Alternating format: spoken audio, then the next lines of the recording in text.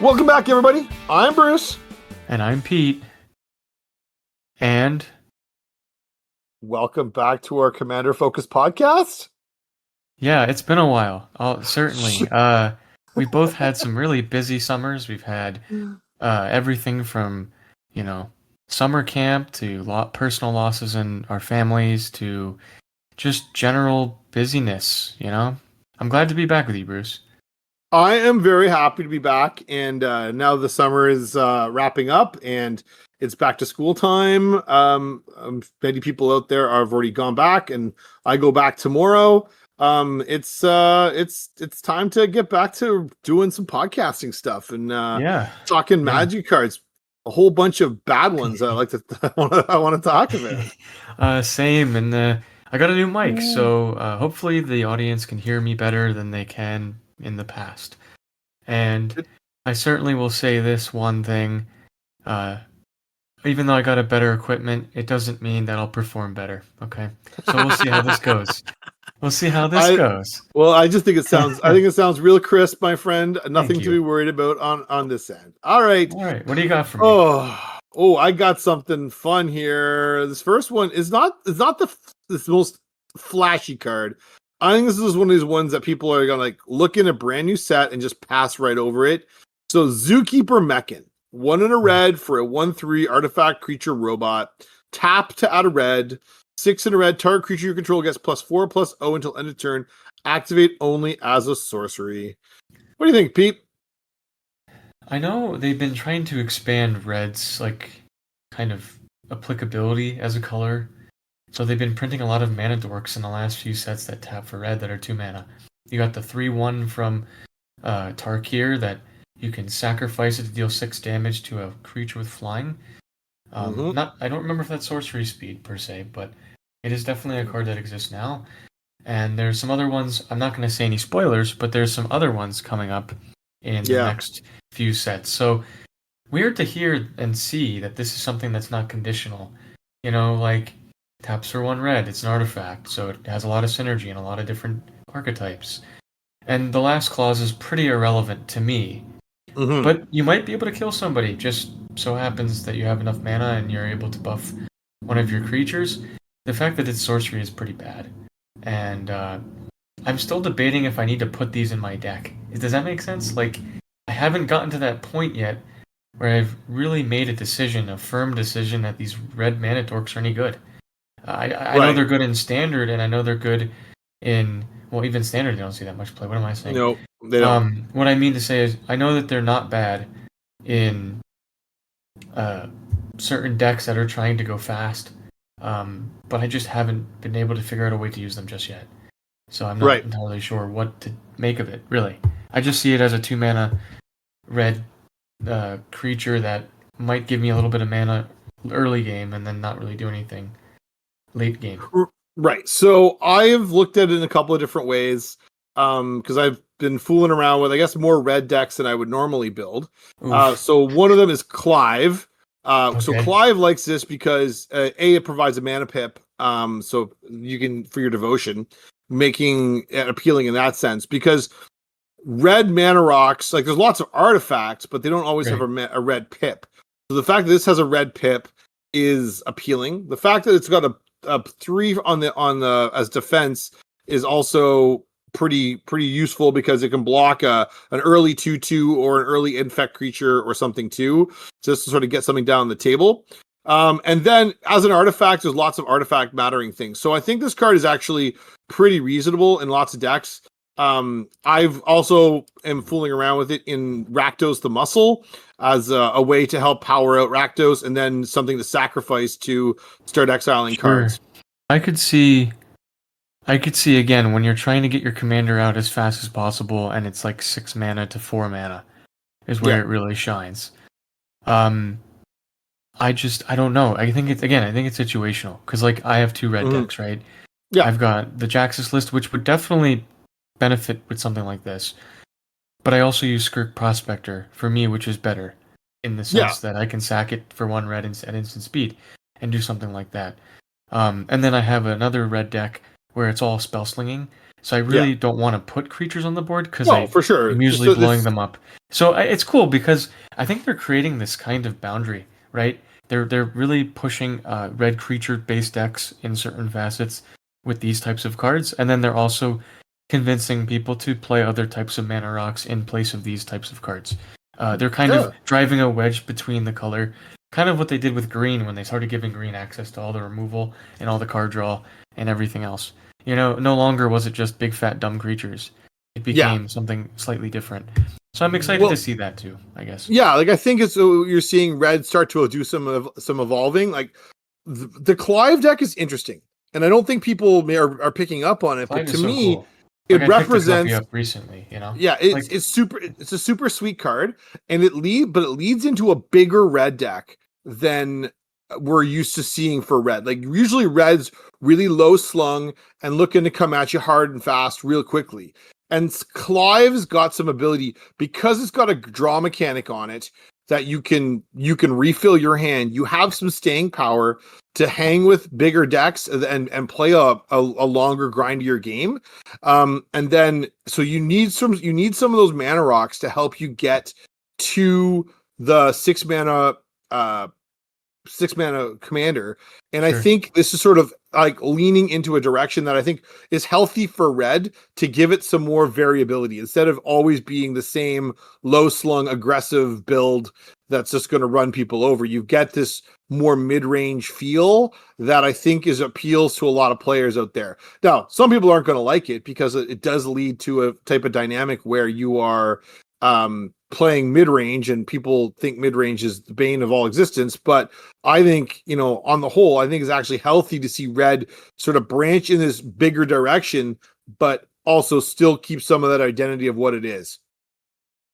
Yeah, I mean, in the last, few sets, we've had at least, I think, like 3 different creatures. There's Zookeeper Mechan, there's Sunset Strike Master from Khans, which is tapped for red. And its activated ability is really nice because you can shoot a creature at instant speed. Yep. And then there's a max speed creature that I didn't even know existed until today, where if you get up to the max, you get to tap it for 2 red.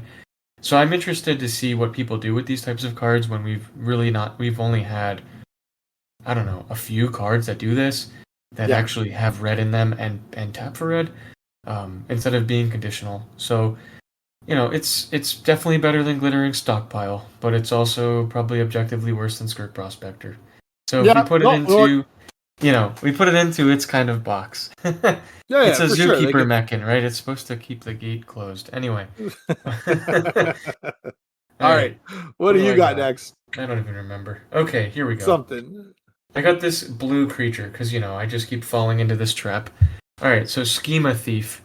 It's 3 colorless and a blue. Badalkin Rogue Artificer. Whenever this creature deals combat damage to a player, create a token that's a copy of target artifact that player controls, and it has flying. Bruce, what do you think about this one? I don't hate this. So the reason I don't hate this is because it's got some evasion. Like 4 mana, 3/3 flyer is a pretty reasonable stat line. Like it's not going to scare anybody. And I think this is the sort of card I like to play because people aren't immediately thinking that this is going to be something that they need to worry about particularly. It's not that big. It's not that scary. How bad can it be? And then if you can connect, then you can maybe like make a copy of their Sol Ring even as a baseline. Like copying somebody's Sol Ring is actually really, really potent. So if that's the baseline for this, you can probably get some pretty cool effects and copy some pretty powerful artifacts because there's all sorts of insane things in the game. Like, I mean, the other night I saw the synthesizer, simulacrum synthesizer that makes if I copy that in a game, that would be pretty dope, and I could maybe make that into something really, really good. I watched a gameplay video where a guy made copies of Sol Rings.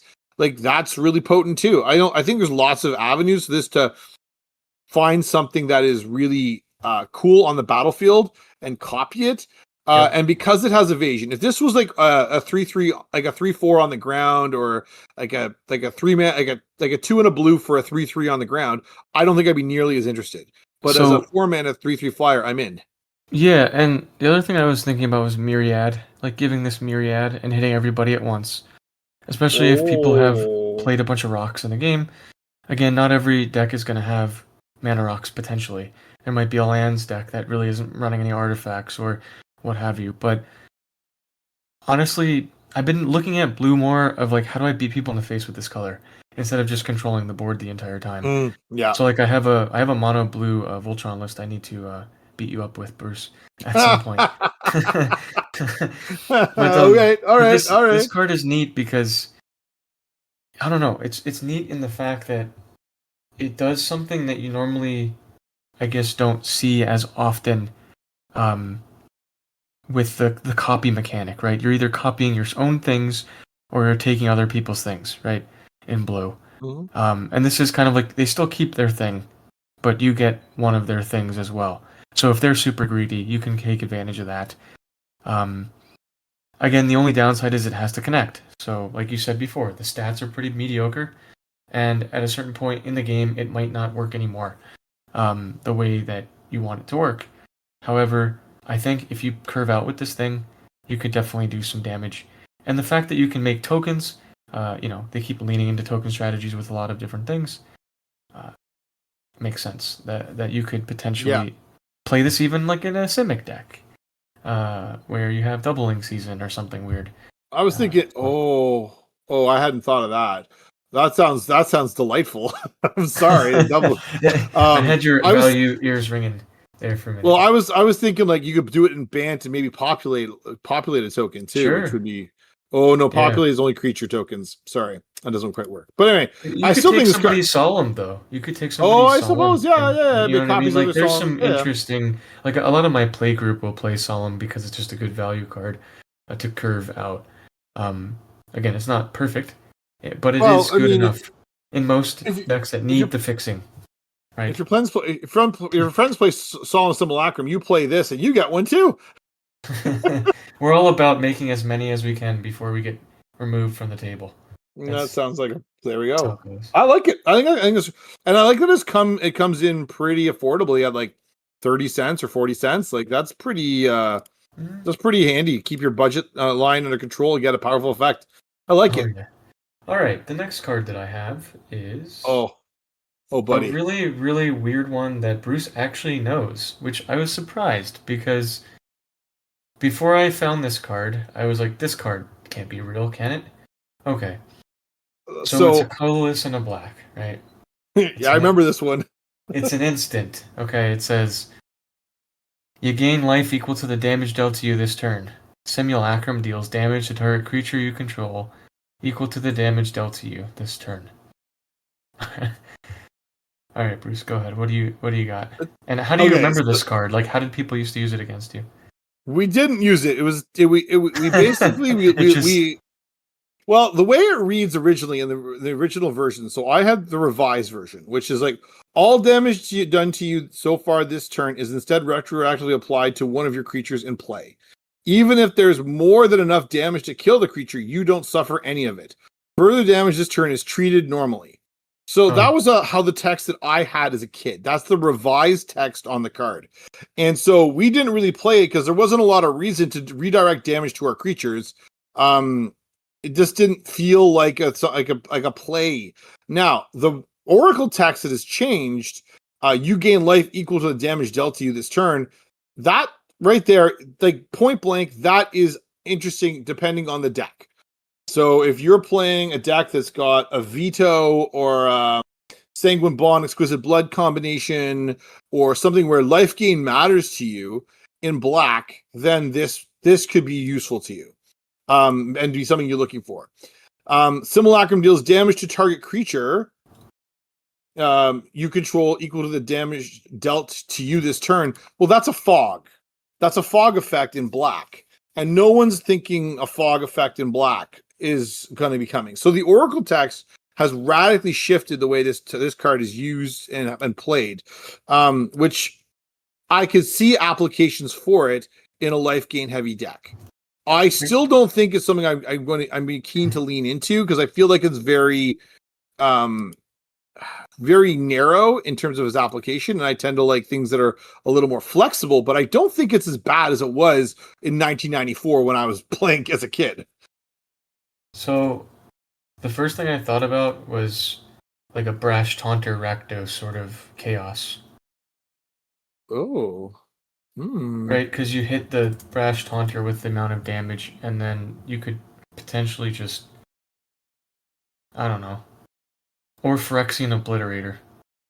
There we go. That's the ticket. Phyrexian Obliterators. But then you sack all your stuff, which is hilarious, but I don't know how you would win the game with that.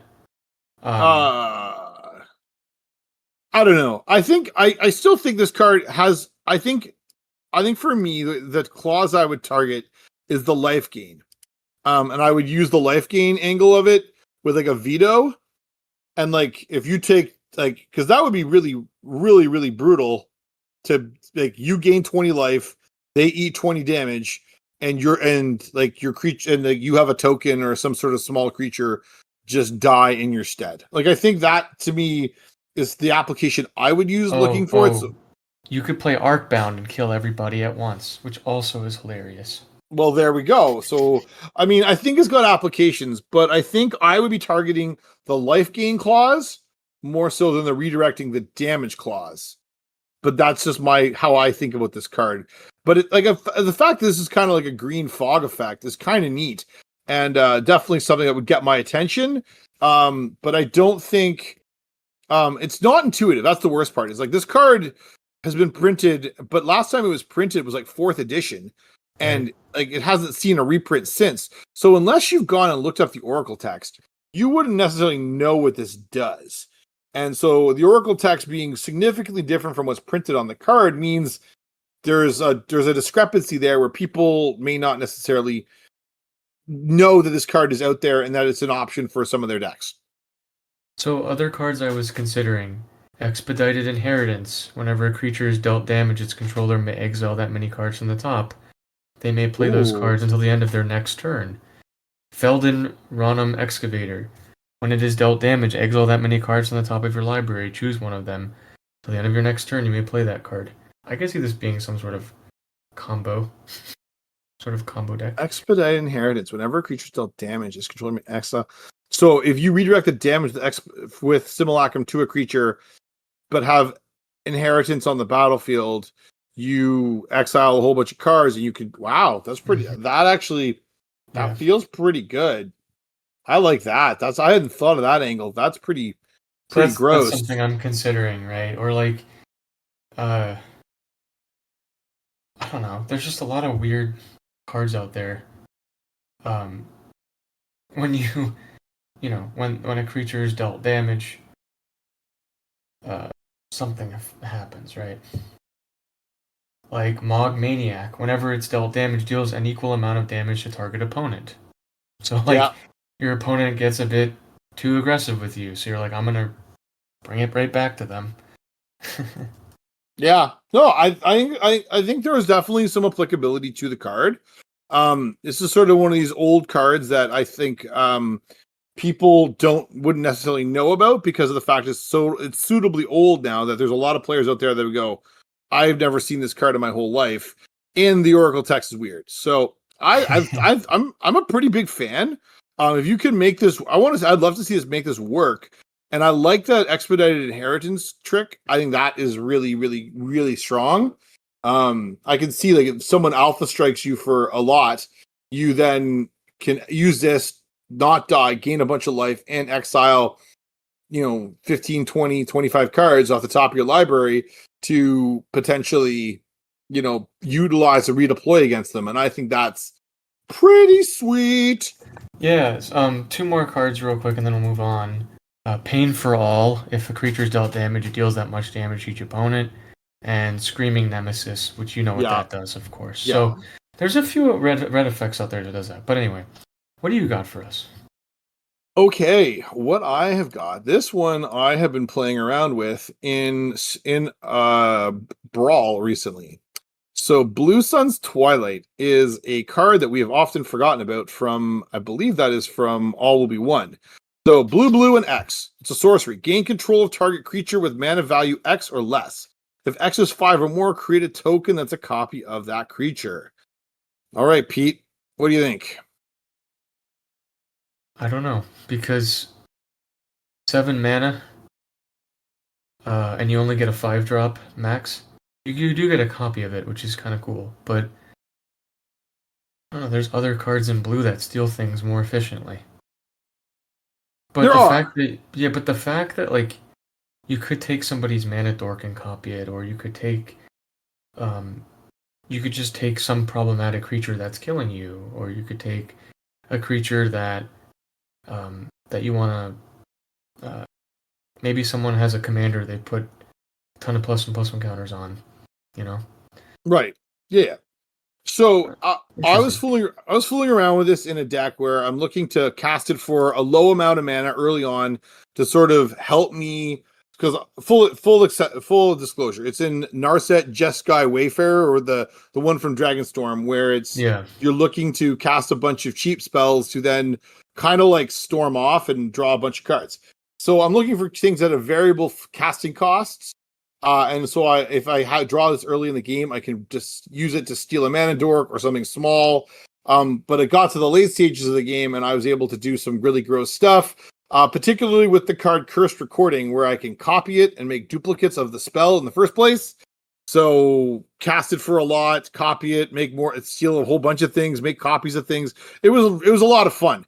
I think this card, because of the flexibility to the casting cost, like if you want to steal their mana dork, it's 3 mana, steal their thing, and that's pretty solid if that's what you need. Like if you need to like ramp, now it's often played in decks that care about having X in the mana cost. So Lucia Kane or Zaxara, or things that help cut the cost of your instants and sorceries, like Magnus the Red, that sort of stuff. I think those are the decks love this sort of card. I'm not sure it fits in Narset, but I think the flexibility associated with a card that is allows us to steal things and potentially to steal a game-breaking piece late in the game, I think has got some appeal to me, rather than waiting for like a Corrupted Conscience, which is like a 5 or 6 mana steal target creature effect. That is like you really want to. That's a late game play on. You have to stick that on something huge instead of playing it early to get your value and move your game state forward. It's interesting because I played that 7 mana avatar that steals something when it enters until end of turn, and it feels like the same thing, except you can steal 3 things at once for 7. Maybe, yeah. But again, I mean, again, if you can copy it, it seems pretty good. But I don't know. I just feel like this is like the 100th and 20th card in like a control deck, or you play this in 1-on-1 and you're trying to screw up your opponent and take their most valuable piece away from them. Again, I don't know. Does it make enough impact? Who knows? But what I can say is, if you beat me with it, I'll put it in the Wall of Fame. Okay. I'll put it on the wall. We all know that's unlikely to happen, but no, I think the card. I mean, I'm surprised. I saw how many decks this was in. This is in 33,000 decks. Wow, that feels like an awful lot for a card that you and I are like. I'm warmer to it than you, but I'm not rushing out to put it in everything I built. Maybe it's just because the pods these guys play in or whatever. Maybe the players are just salty and they just want to get back at each other. Maybe it's just because, again, like you said, it's cheap. You pay 4 mana to steal a 2-drop. It's not terrible by any means. No. To do something impactful in the game. Have I seen this played? No, I have not. No, I haven't either. That's why I'm so surprised. It's in 33,000 decks, but I'm like, I have never seen this cast against me, out of Commander Pod. Like I've seen it on Arena 1v1. Right. But I've never seen it in a Commander Pod. But I'm like, am I doing something wrong? Like, I think it's a fine card, but I don't think it's insane. I can definitely find reasons to play it, but it's not in every build, and it's certainly not something that I'm looking to jam in every deck that's got blue. So, it's interesting. I think it's probably a little overrepresented in Commander generally. And I would say play it, but with circumspection, because I'm not sure it's all that. Yeah, all of the commanders that I see here are just the ones that I expect to see when you're stealing things or copying spells. Yeah. I don't know. I just don't see. I don't see it being that interesting. Yeah, you're not wrong. Like it's a fine card. I got good value out of it in the last game I played, but that doesn't mean that that's going to be the case. I think I got what I would say is the ceiling case out of it, where I stole and copied their Dramoka, and then was able to stick their Dramoka in their graveyard and keep the copy, and then and still like retain the like. I had a Narcissus reversal and a cursed recording, and I was able to like do all sorts of shenanigans with all that. So you're you evil person, you. Well, I was Bruce, a little rude. That's okay. Well, what have I done to you? The best part of that particular play was after I was done, I didn't even beat him with the cards. I just sacrificed him to the Altar of Dementia and milled him out. Oh, well, that's even better. So I had no interest in trying to beat him through life points because he was at like 70 life. I'm like, I just want to mill your deck out, my friend. Time to die. There you go. Anyway. All right, what's your last card for us today? My last one. Oh boy, one of my favorites, like flavor of the week for sure. This thing is Chainsaw. 1 in a red. It's an artifact equipment. When this equipment enters, it deals 3 damage to up to 1 target creature. Whenever 1 or more creatures die, put a rev counter on this equipment. Equipped creature gets +X+O, where X is the number of rev counters on this equipment, and it equips for 3. Pete, what do you think?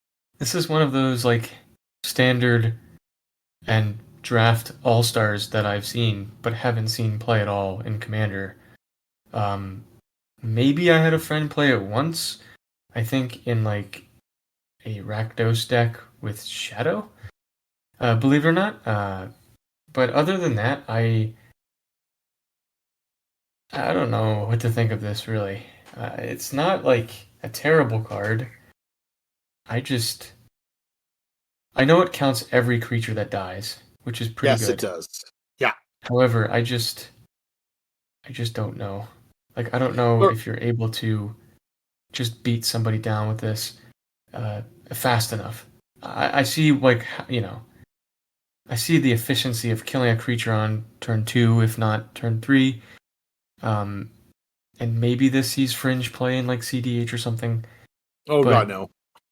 But even so, I'm just throwing that out there. I'm trying to broaden my perspective. So I played this over the weekend, and I had 2 decks that play it, and in both games I was able to resolve it, stick it, and then it ticked up to 20 in both instances.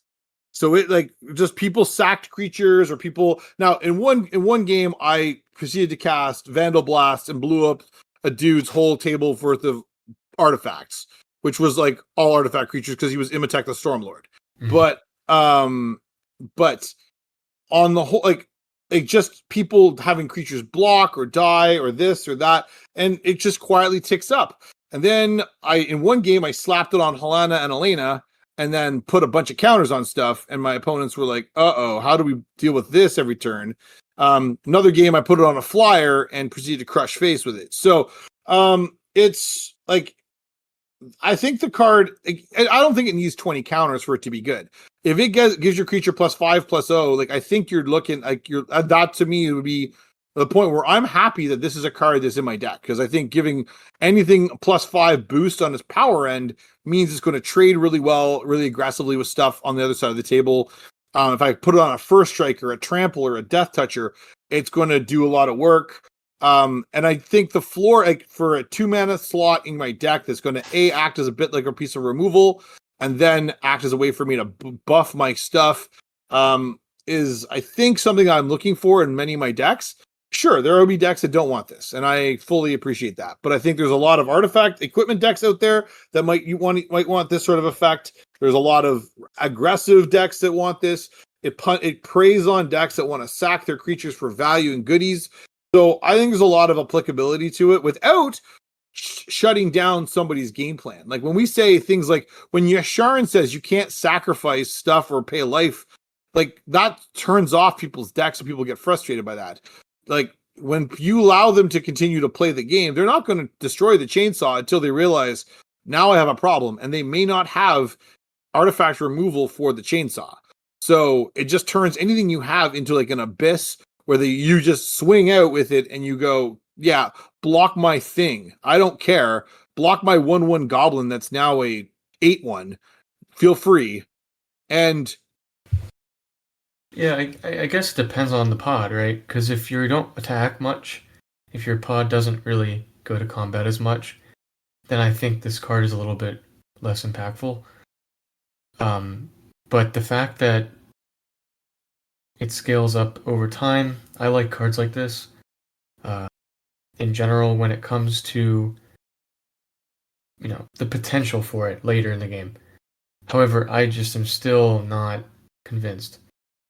I get it, because like Halana Lane is really creative because you put it on her, or put it on them, and you're able to put a ton of counters on things. That's very cool. And it has first strike and reach, right? Something like that. So that's pretty cool. I think that's neat. Death Touch is obviously always going to be good with something like this. Yeah. And certain cards that allow you to draw cards equal to the greatest power among creatures you control, or you get effects if your creature is bigger than any other creature, like Colossal Magistry, an older enchantment that they printed for Commander, almost 10 years ago.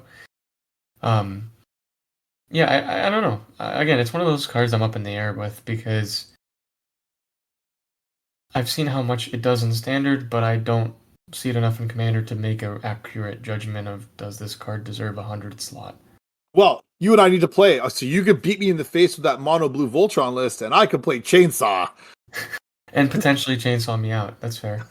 That's fair. All right, the last card is a card that I really am mixed on.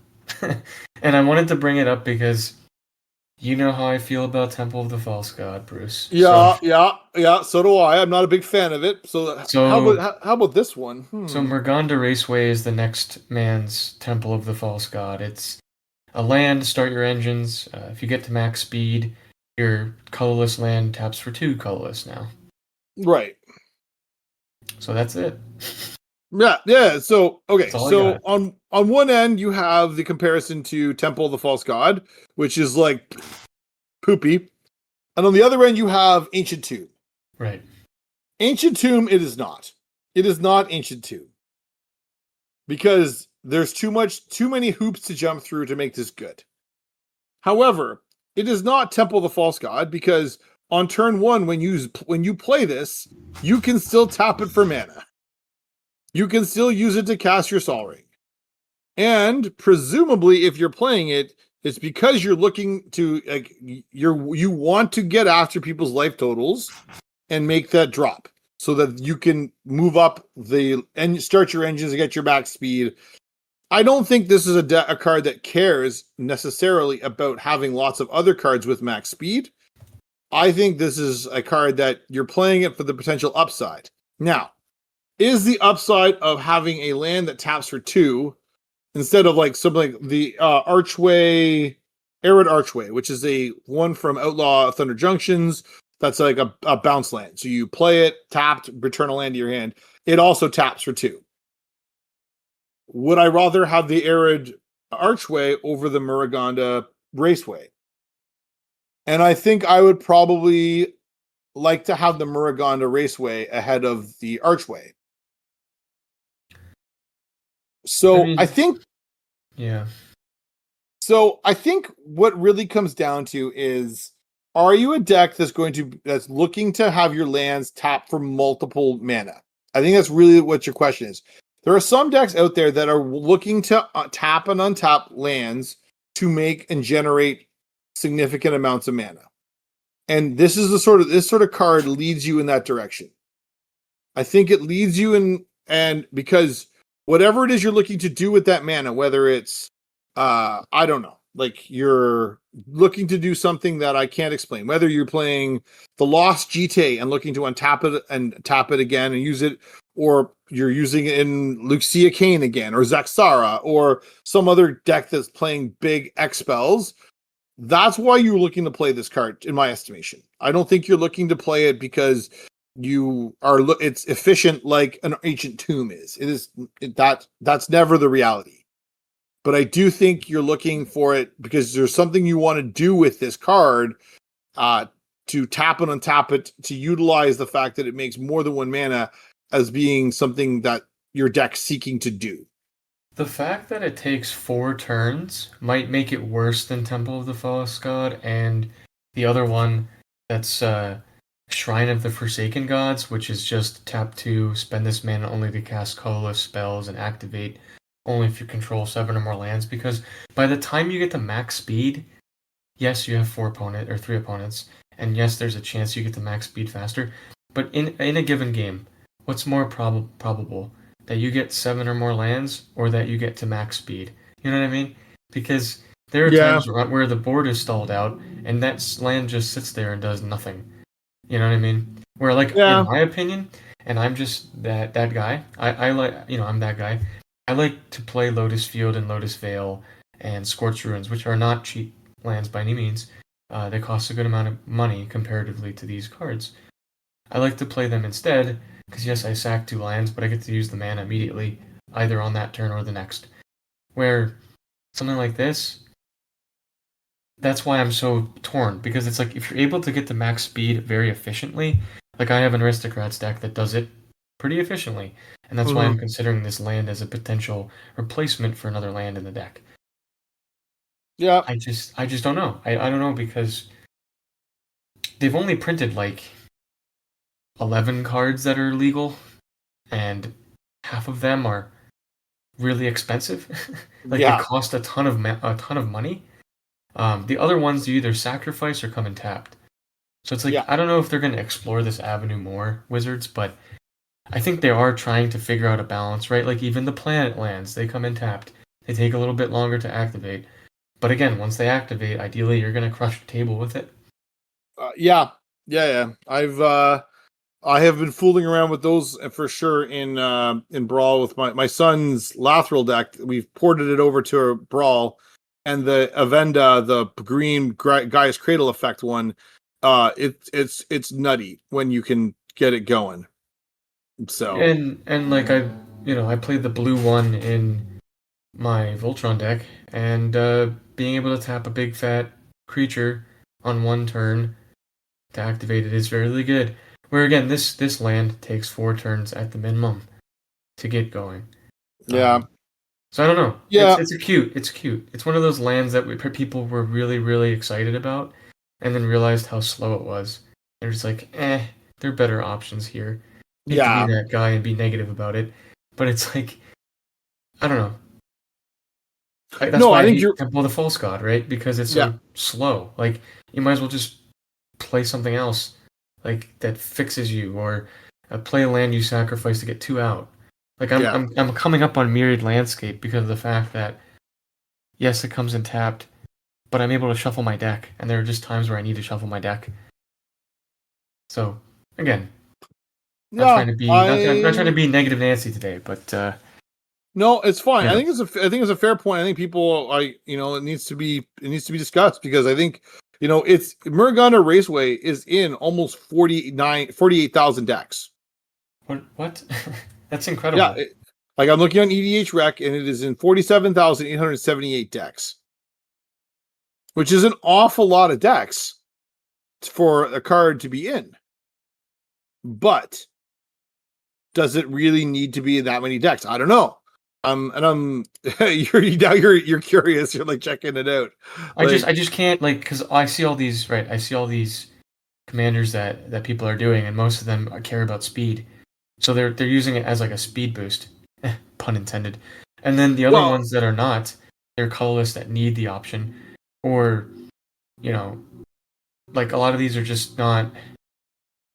I mean, it's not exciting in general. Like the card itself is not exciting, but No. I'm just. It's interesting that it's just it's so prevalent. It's in out of the over 3 million decks or whatever it is, ridiculous amount of decks that are on this website, 1.42% have this land in their deck. And I'm just like, I can't. It just like, do the games last for 12 turns every single time? Like, I don't understand, Bruce. I'm sorry.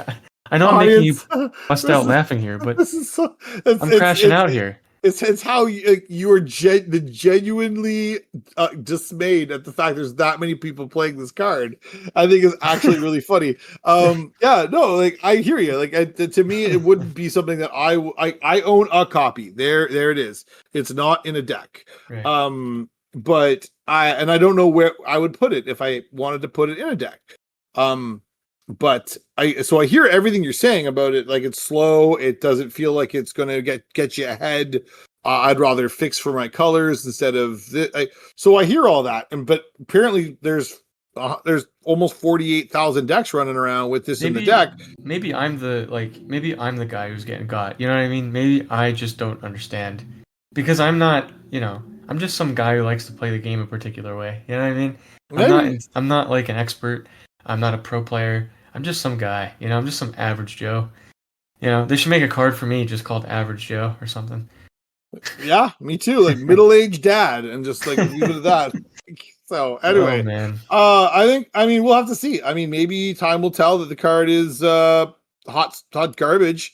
I think it's not as good as people make it out to be. I don't think it should be in that many decks. I think people are overestimating how good it is. I can see applications, but I don't want it. I haven't played it. I've got 40 decks, and it's not in any of them. So, like, that should speak volumes about my thought on the card. Yeah, and one more point: land cycling. Like a lot of these creatures that they've printed that land cycle, forest cycle, swamp cycle, plain cycle, like. Those are also something that we should put under the knife a little bit more. When to play them, when not to play them. Similar to the DFC conversation we've had in the past, where people are just putting DFCs in their deck just because it apparently has more applicability. But some of those cards don't make any sense for like the strategy you're doing, how you're trying to curve out, like all these things strategically that we're looking at. To make it so your deck actually does something at your table, I think it needs to be a little bit more of a discussion, right? In general, and Mechan is kind of a reminder of that.